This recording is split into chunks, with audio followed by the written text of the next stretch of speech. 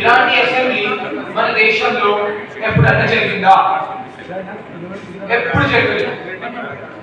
ఇక ఇయ్యాల బాలల దినోత్సవం అని పిల్లగాండ్లతోని మాక్ అసెంబ్లీని పెట్టిండ్రు తెలంగాణ సర్కారోళ్ళు. నేటి బాలలే రేపటి పౌరులు కదా, గందుకే రేపటి పౌరులు రాజకీయ లీడర్లు కూడా అయితుండొచ్చనే ముందు సూపుతోని పిల్లగాండ్లకు రాజకీయాల మీద అవగాహన కల్పించనీకి గీతీరుగా ఆలోచన చేసిండ్రట సర్కారోళ్ళు. ఇక అసెంబ్లీలో స్పీకర్ ఏం మాట్లాడతాడు, ఎమ్మెల్యేలు ఎట్లా మాట్లాడాలి, పబ్లిక్ సమస్యల మీద సర్కారుతోని ఎట్లా కొట్లాడాలి, ఇట్లా అన్ని ముచ్చట్ల మీద క్లారిటీగా తెలుసుకున్నారు పిల్లగాండ్లు. బాలల దినోత్సవం పేరు మీద బల్ల టీచర్ల తీరుగా పాఠాలు చెప్పుడు చూసినాం గాని పిల్లగాండ్లతోని అసెంబ్లీ మాక్ లైవ్ చేయించిన సర్కారోళ్ళ ఆలోచన సూపర్ అని తారీఫ్ చేస్తున్నారు అందరూ.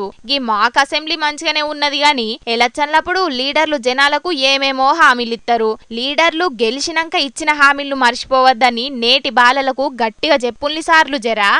కానీ ఈ మాక్ అసెంబ్లీ మొత్తంలా గిదే హైలైట్ పోన్రి. మన తెలంగాణ ఒలింపిక్స్ లో ఎన్ని మెడల్స్ గెలిచిందో తెలుసా? 2024లో 0, 100కి 100 సార్లు 0. మన ఆర్యభట్ట కనిపెట్టిన సంఖ్యతో సమానం. సరే మెడల్స్ రాలేదు పోనీ వదిలేద్దాము అంటే అసలు ఎంతమంది పాల్గొన్నారో కూడా తెలియదు. మన ప్రభుత్వం ఏం చేస్తుంది? గాజులు తొడుక్కుని ముద్దమందారం సీరియల్ చూస్తుందా?